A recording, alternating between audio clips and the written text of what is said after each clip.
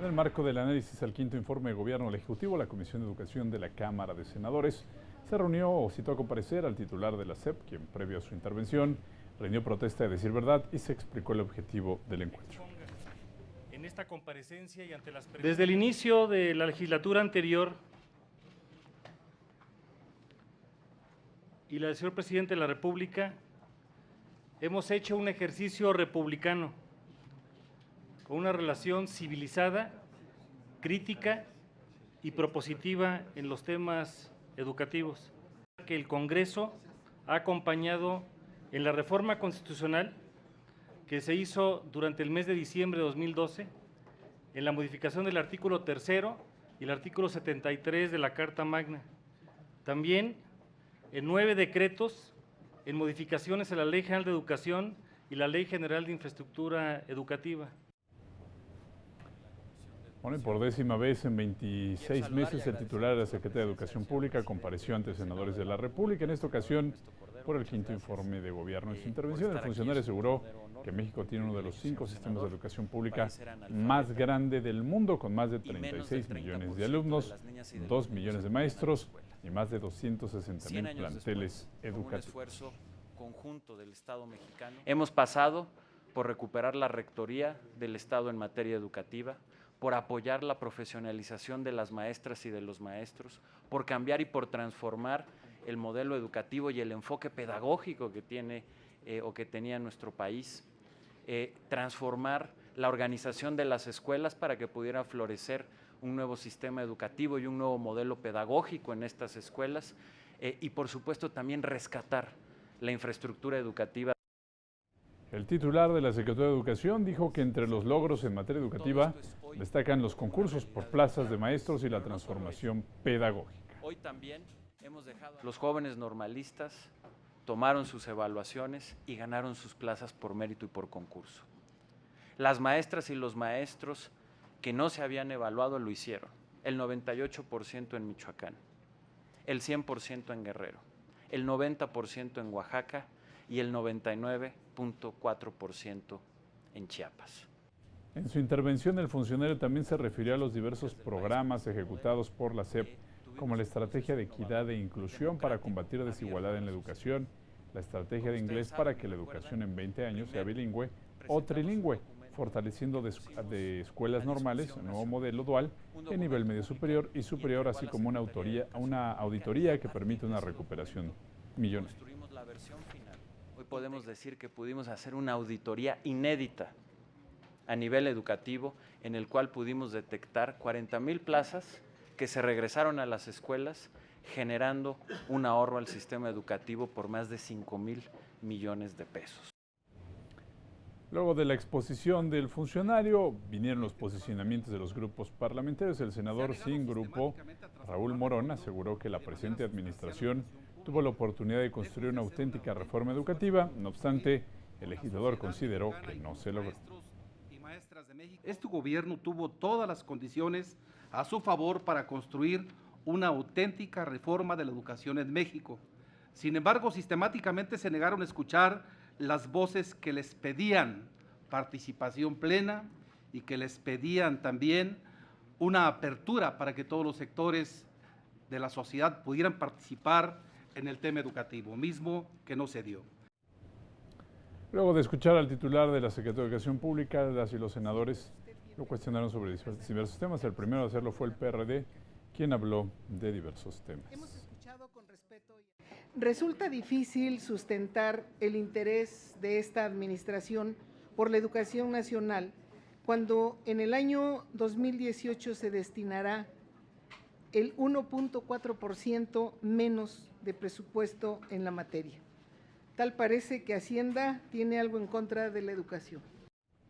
El Partido Verde Ecologista de México aseguró que mejorar la calidad educativa representa la diferencia entre estancamiento y desarrollo.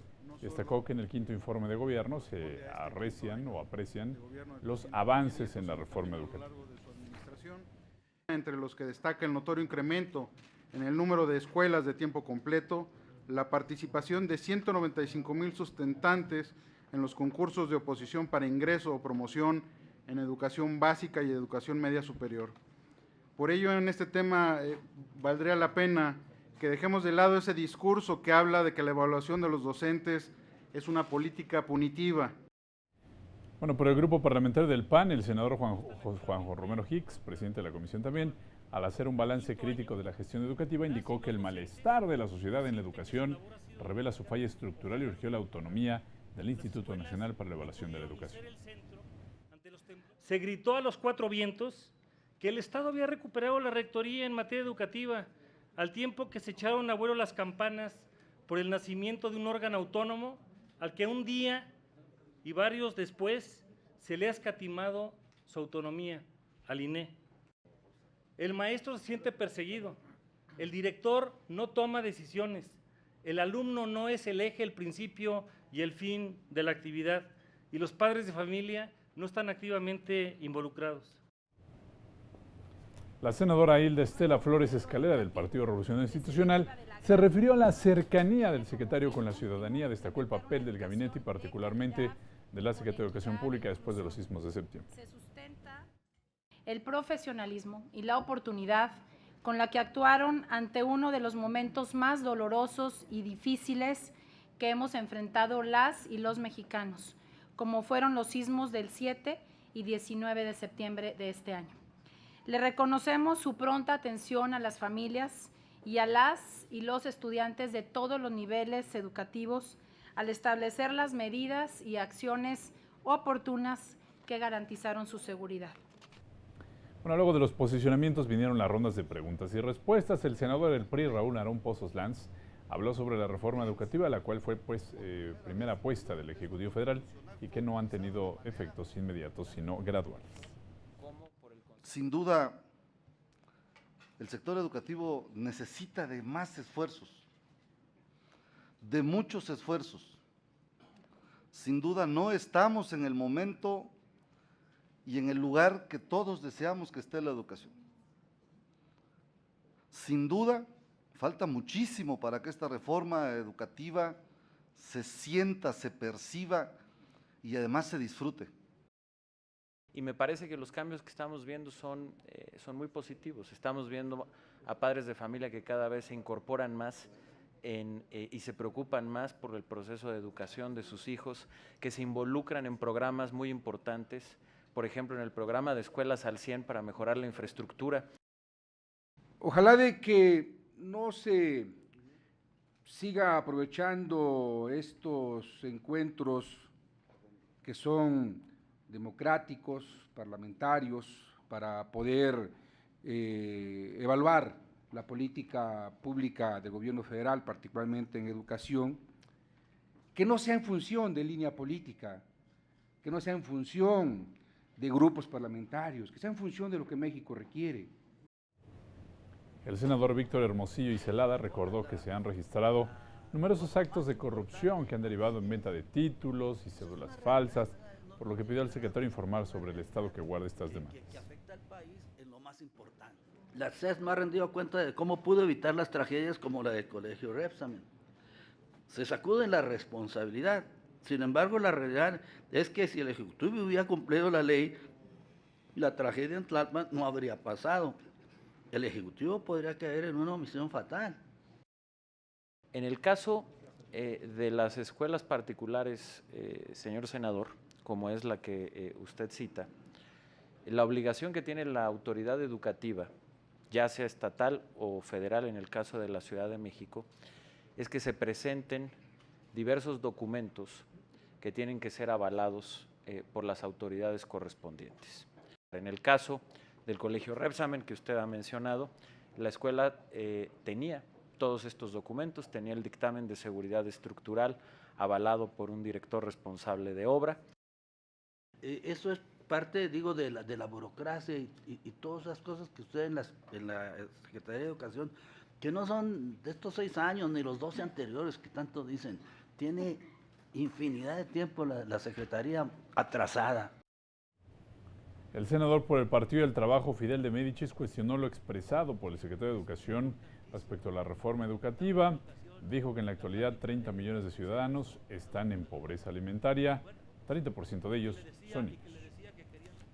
Estamos hablando de aproximadamente 10 millones de nuestros infantes que comen cuando mucho una vez al día. Y no encontré aquí en este informe una estrategia concreta para impulsar las buenas costumbres para la alimentación de los niños y las niñas y los adolescentes de este país. Una de las diversas nuevas políticas que están en el nuevo modelo educativo es una que se llama Salud en tu Escuela. Este es un nuevo enfoque que incluye desde materiales para poder tener una educación saludable y que los niños desde muy pequeños vayan haciendo costumbres sobre la importancia de una educación saludable, incluyendo hábitos alimenticios, pero también de ejercicio. Las escuelas de tiempo completo son una buena alternativa y es acto de justicia reconocer que algo se está haciendo. Si pasamos de 6,000 escuelas a 25,000.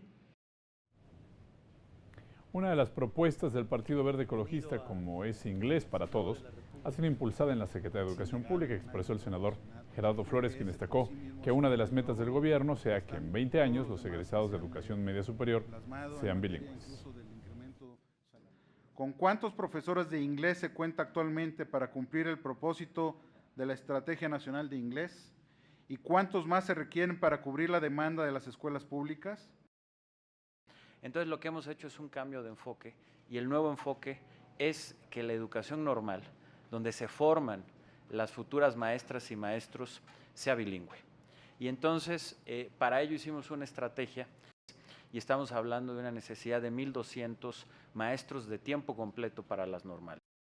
Está pequeña, pero muestra de los cambios notorios que ha habido en el sistema educativo nacional y que de repente hay quienes se atreven a empezar a cuestionarlos, a escatimar, reconocer los logros que se han tenido. La senadora del Partido de la Revolución Democrática, Marta Palafox, reconoció la actuación de la Secretaría de Educación Pública en los centros educativos que resultaron dañados por los sismos de los estados de Chiapas, Oaxaca, Estado de México y en la capital del país. Sobre este tema realizó cuestionamientos concretos.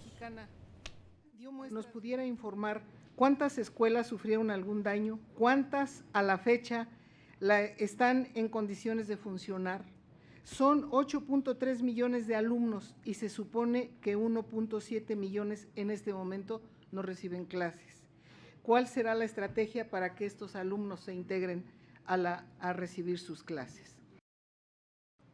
Tuvimos daños en 10 entidades del país que tienen un total, estas entidades, de 120,000 escuelas. Las escuelas que se dañaron son 16,000, es decir, el 13% de las escuelas de las zonas afectadas son las que tuvieron algún tipo de daño. Son 275 escuelas que van a tenerse que demoler y tienen que reconstruirse de manera total y cerca un poco menos de 5,000 que van a requerir una reconstrucción parcial.